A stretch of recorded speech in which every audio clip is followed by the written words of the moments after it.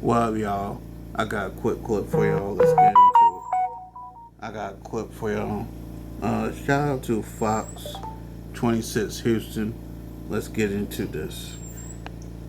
Well, three teenage girls are in custody tonight after police say they plan to kill their own mother. And they say that it's all because their mom turned off the Wi-Fi. It happened overnight on Barker's Crossing near Barker Cypress in northwest Harris County. That's where we find Fox 26's Jade Flurry on this disturbing story. Jade. Well, fortunately, the Harris County Sheriff's Office says that the teen's mom was not seriously injured after her own daughters tried to stab her with knives. And we spoke with some nearby neighbors who tell us that disturbances happen frequently at the family home. They're known for that in this neighborhood. There's always cops around the house. A family dispute turned violent.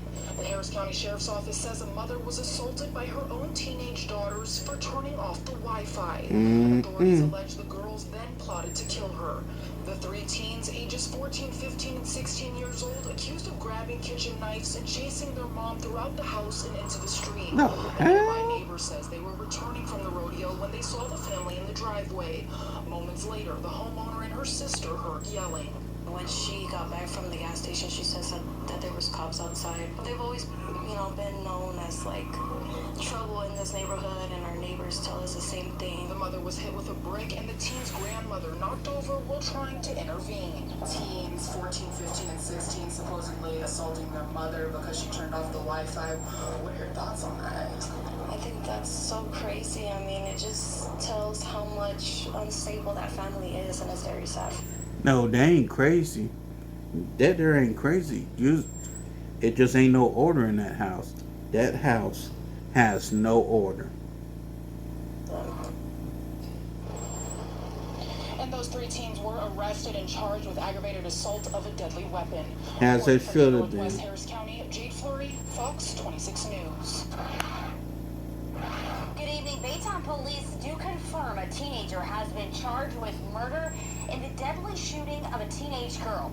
Fox 26 spoke with the family the day of that shooting. Reporter Sherman DeSalle visited that neighborhood here today, and he's joining us now live with some more details. Hey, good evening, Anthony, Rashi. So the family is pleased to know that the murder charges have been filed, but they're still in shock, of course. They talked to me about how they've been dealing with losing such a big light in their family. We still struggling with the pain. We still feel like if it's a dream, like if it's something that is happening, like if we in a dream that you can't get out of. A memorial grows on the playground at the Village of Baytown Apartments, where 14-year-old Anaya Zachary was shot and killed shortly after coming home from school, March 21st. Her father, Joseph Zachary, devastated, losing his little girl. We got to look at where she took her last breath at. Right here in this park, and I knew when it happened and everything, she probably was trying to reach out to her father and try to get to her father and everything for help. Baytown police confirmed the 14-year-old male suspect, a Goose Creek ISD student, is in custody and charged with murder. The family tells us Anaya had problems with the suspect at school before. She was on the bus. She said to him, for him to leave her alone, but he didn't want to stop that. But when she got to the bus driver let him off the bus too. If he don't live here, why would you let this child get off this bus if he lives over there? The family also says once Anaya got to the apartment playground, the suspect approached and started shooting. Neighbors believe that the suspect's parent may be facing charges. Baytown PD says that will be determined by the DA's office. Every day we gotta live and see how we gonna go about this shit without seeing her face. Really devastating. So, under Texas law, parents or guardians may be held criminally liable if a child younger than 17 gains access to a readily dischargeable firearm due to a failure to secure it. But the circumstances regarding the weapon used in this murder have yet to be announced. Reporting from the Juvenile Justice Center, Sherman DeSalle, Fox 26 News. On tonight's Breaking Bong, lengthy criminal records and stints in prison did not stop judges from freeing 2 career habitual offenders allegedly caught in the act. Fox 26's Randy Wallace joining us live now from the courthouse with the latest in his ongoing series. Randy. Yeah, Russia, now one of the 2 habitual offenders is on parole. He was still given a get-out-of-jail-free card after his most recent arrest. 26-year-old Aiden Ruiz and 34-year-old Juan Cerna have a lot in common. They're career habitual offenders, they're property offenders, they break into cars, and then they flee from police. That's allegedly what happened when the pair was arrested last week by deputies with Precinct 4 Constable Mark Herman's office. One of the responding units did spot the vehicle, at which time there was a short chase, and we ended up pulling the vehicle over. Both of them have been to prison multiple times for felonies. Both Ruiz and Cerna were given probation for family assault, but they did nothing. Instead of going back to prison again, they were unsatisfactorily terminated from probation. He could have actually been sent to prison for 2 to 10 years. He was rewarded for being a failure when he was given an unsatisfactory termination of probation. Even though he's out of prison on parole, Ruiz walked out of jail without paying a dime. And instead of keeping him in custody, he's given a general order, basically a get-out-of-jail-free card. He actually walks out of jail for almost nothing. He'll be back up to it again tomorrow. That's what we deal with. They deserve their fair share of the blame, but I actually blame our criminal justice system even more because they know what they had, and they knowingly released him back to the community, knowing more than likely they're going to reoffend again. They keep playing our system. Well, actually, I should say our system is allowing them to play the system. It's no secret to career habitual offenders like Cerna and Ruiz. Some Harris County judges won't put them behind bars no matter how many times they reoffend. Reporting live at the courthouse, Randy Wallace, Fox 26 News. Well, a Houston man is charged with engaging in organized criminal activity for stealing nearly $500,000 worth of backup power generators, and investigators say scamming also multiple distributors. Fox 26's Leslie Della Sports live in downtown Houston, where Precinct 1 Constable Alan Rosen announced details. Leslie, what can you tell us this hour? Yeah, investigators say that this case started off small in 2023, but grew after a response to someone being scammed out of a generator. Take a look at this arrest video. Precinct 1 constables arrested 46-year-old James Eric Barnes this week, and he is being charged with the first-degree felony. When constables closed in on the operation, they found 10 new box generators in a storage shed. Harris County Precinct 1 constables believe more than 30 companies lost hundreds of thousands of dollars in product. Constable Rosen also added that Barnes was not working alone, and they are looking for another person of interest. This woman who allegedly helped purchase burner phones for those involved, adding there are 5 more people that will be arrested soon. What James would do is he would go online with stolen credit cards and buy generators he ended up buying them from 30 companies in and around the Houston-Harris County area. He would buy thousands of dollars worth of generators.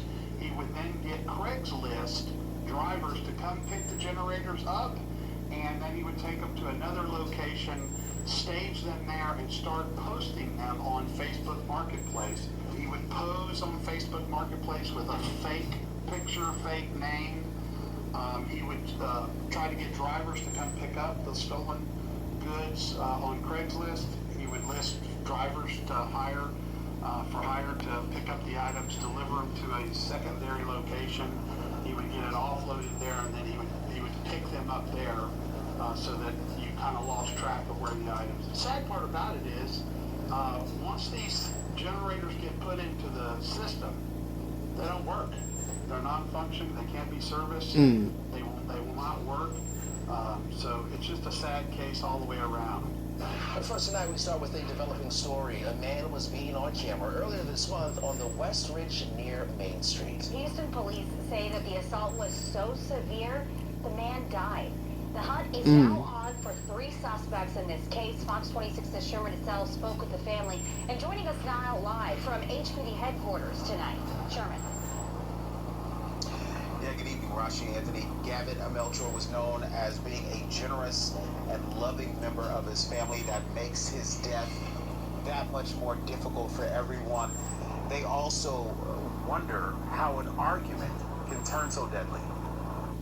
My heart is broke. I never thought that this would happen to Gavin or any of my kids. Gavin Melchor's family says it's hard to imagine a life without him. They're now determined to find out who the men are seen in this surveillance video, beating the 24-year-old to his death. It's a small world, so we're hoping that someone knows someone or can just find it in their heart to make a call. Around 1 a.m. on March 2nd, police got a call about an assault at a strip center parking lot on the 2900 block of Westridge. Video from a convenience store shows the moment Gavin Melchor was shoved into the side of a car and on the ground by an unknown male in the white shirt.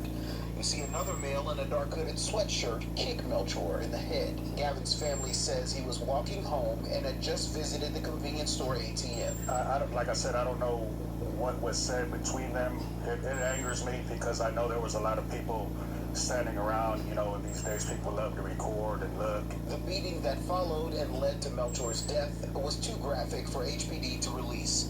The family's devastated in knowing that Melchor, a young man with plenty of promise and joy, is gone. Not that often do we get this type of call to a family. You could have not spoken to us. What made you want to call us and to hear you guys out? To me, it's very important that people know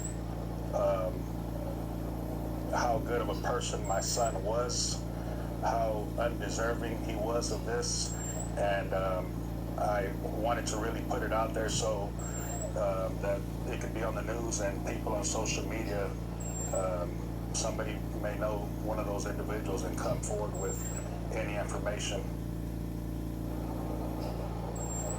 And so much of the local press was at their home speaking to them. They are determined to figure out who's responsible for this. If you at home are watching, know any information that can help the family or police help solve this case, contact them immediately. Your calls to police will remain anonymous. Reporting from HPD, Sherman DeSalle, Fox 26 News. Now to a story you'll see only on Fox tonight. A no-kill shelter in the Heights is the victim of a crime caught on camera. Fox 26's Randy Wallace joining us now live here from the scene of Friends for Life Animal Shelter. Now, for 23 years, this no-kill shelter has helped save the lives of thousands of dogs and cats. Now it's this shelter that needs a helping hand. He kind of destroyed our trust in people, which is a really sad thing. Friends for Life Animal Shelter does all it can to help financially struggling pet owners to keep their pets and to save the lives of dogs and cats facing euthanasia at Bark and Harris County shelters. We don't receive any government funding. We rely solely on the generosity of donors. Shelter Managing Director Fiona Layfield is hoping donors can help them recover from an unwelcome visit from this guy. A camera captures him making a beeline for an exterior office. He broke in through one of the windows, rifled through the office to see what he could find that would be quick and easy to sell, I imagine. He kicked down the door from the inside and he stole a laptop, a mini fridge, some tools. And as a non-profit, we're always struggling for money, and to have to spend money on extra security measures and on fixing doors and replacing equipment, it breaks our heart, because we want all of the money that we have and that we get given by donors to go towards the animals. This lock has been replaced, those ones are new. Donors are helping Friends for Life replace some of the stolen items. If you know this guy, contact Houston Police, 713-884. Really, a whole mini fridge, bro? I would just ask him, was it really worth it?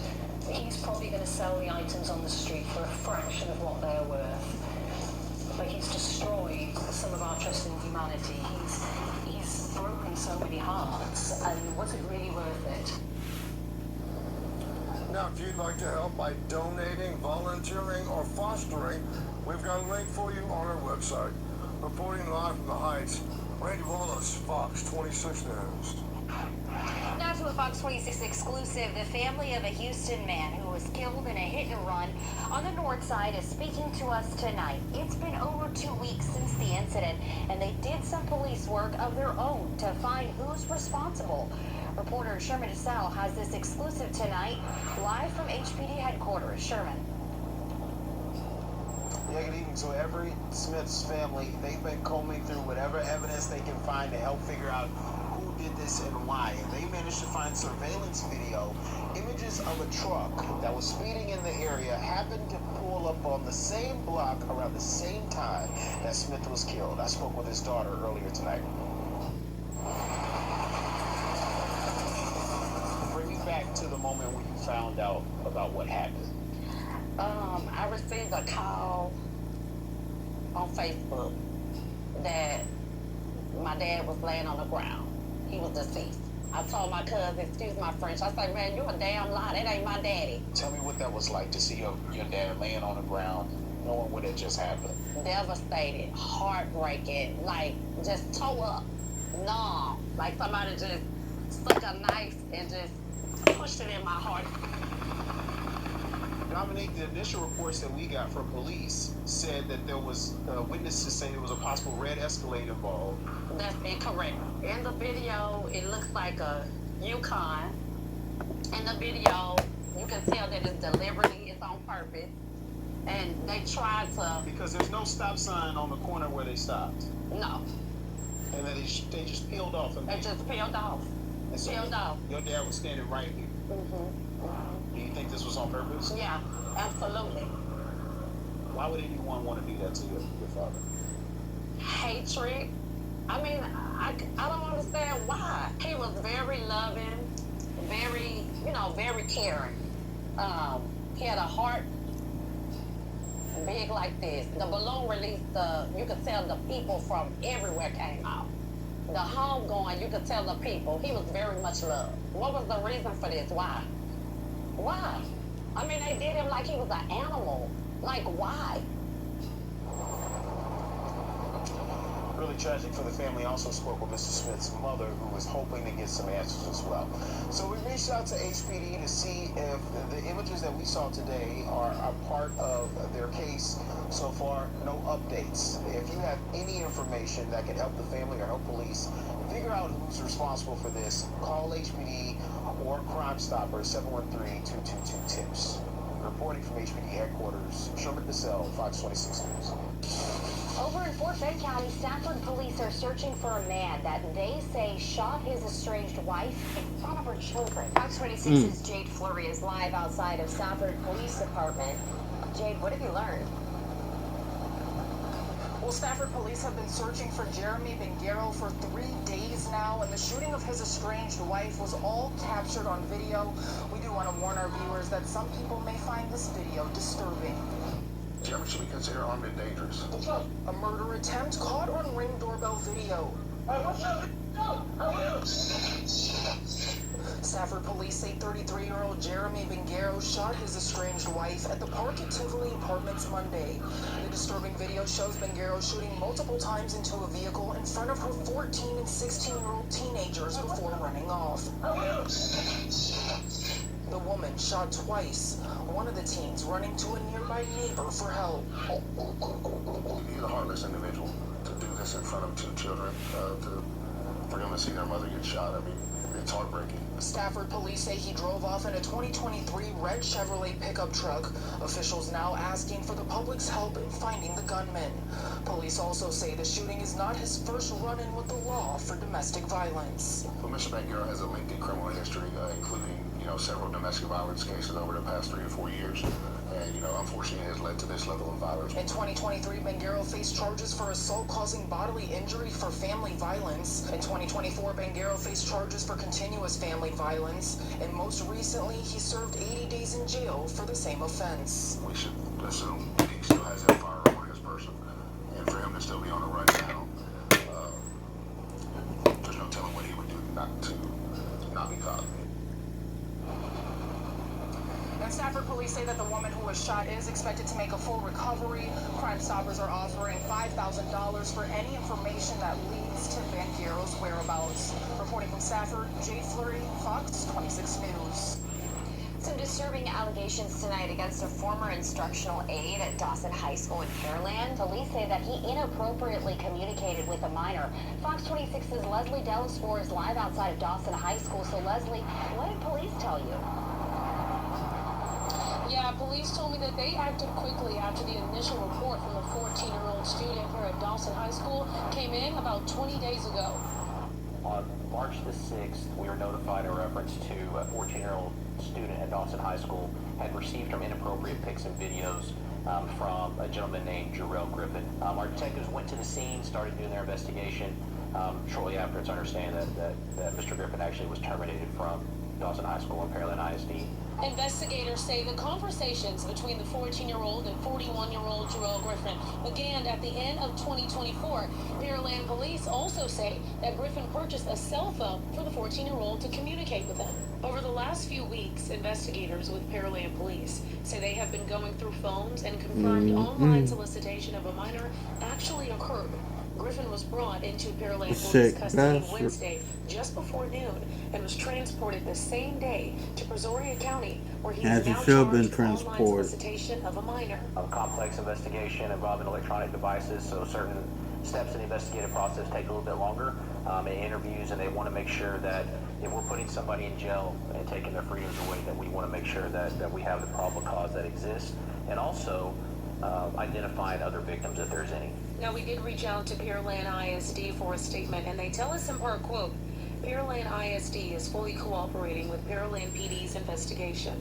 In addition, the district has reported these allegations to the Texas Department of Family and Protective Services and the State Board for Educator Certification. So can you talk a little bit about the uniqueness of this case? Because you mentioned that Mr. Griffin allegedly bought a phone for the 14-year-old girl. Yeah, so a lot of the cases that you see around the country, it's through like an app or a chat group. In this instance, Mr. Griffin actually purchased a phone and provided it to that student to communicate. Something that I haven't seen. It seems to be somewhat rare, but would be very, very easy to do for anyone that was wanting to reach out to a student without the parents being aware of what was going on. Now, at this time, Pearland Police is asking if there are any other victims to call their tip line at 281-997-4211. Reporting in Pearland, Leslie Delaspore, Fox 26 News. A double amputee who lost his legs while serving alongside the Marine Corps in Afghanistan was brutally stabbed to death in his office in West Houston. It happened yesterday along Harwood Drive, and that's where Fox 26's Abigail died. With the story, Abigail, you spoke with the victim's family, who apparently got a shocking call from the accused killer. That's right, Rashi. The victim's family tells me that the suspect took the victim's phone after this killing and answered it when his wife called, confessing to both the wife and his young son as to what he did here last night. He deserved literal books written about him. He has a really great life story. And, you know, he was just one hell of a man. Abdul Niazi's nephew tells us about his uncle, a husband and father of four who spent his 34 years on this earth serving, notably in the Marine Corps. Tillman was basically 50% of the Afghan war. He was injured there with a mine, his legs blew off, and his skin, he has some grafting. He didn't have a lot of fingers. After having both legs amputated, we're told that Niazi spent most of his time here in Houston helping other Afghan immigrants get on their feet. He literally helped thousands of people around Houston, and most of them were underprivileged. They don't know how to speak English, and the killer was like that as well. And you believe that the killer is someone who he has helped before? Yeah, of course. My uncle helped him a lot of times with his own money and his own time. March 26th, Niazi was found stabbed to death in his office. We believe it to be trauma related to some kind of an assault. Police arrested and charged Masiullah Sahil. Records say he picked up Niazi's phone when his wife called after the killing.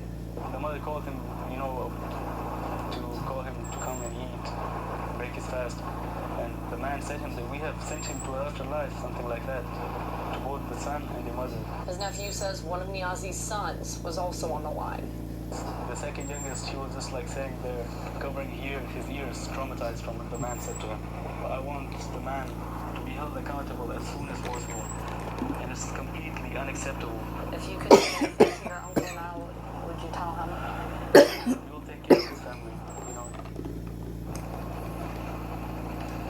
have the means to help Niazi's family, and if you wish to, please do so. That GoFundMe link can be found on this story on Fox26Houston.com. Reporting live, Abigail Dye for Fox 26 News. Top story this morning. The driver in this week's high-speed crash into a bayou has been arrested. He's accused for just leaving his family, who were injured, in the wreckage. So Denise Middleton is live downtown. He's expected in court any minute now, or has he already been before the judge? No, we're still waiting for him to go before the judge. But, several witnesses say they saw the father take off running after the crash, and now we know why. Terrence Carr said himself that he was wanted before leaving his family behind and hopping in the car with someone else. Now, the 40-year-old is currently, or was out on bond at the time of the crash, and is currently charged with abandoning a child. Court records show Carr was previously on bond for a separate offense of DWI with a child passenger and felon in possession of a weapon. Officers say he was driving close to 100 miles per hour Tuesday night when he hit another vehicle and flipped his Ford Expedition into a bayou off Yale Street. His 8-year-old was thrown from the SUV. Another person who witnessed the accident says he ran over to help, and Carr told him to, quote, "Get my kids, I gotta get out of here." His wife and 3 of their other small children, including an infant, were seriously hurt. Investigators say Carr was picked up by another driver and left. Now, his records also include charges of burglary and assault of a family member. Again, we are waiting for him to go before a judge, so we'll let you know as soon as that happens. Reporting live from the Harris County Jail, Denise Middleton, Fox 26 News.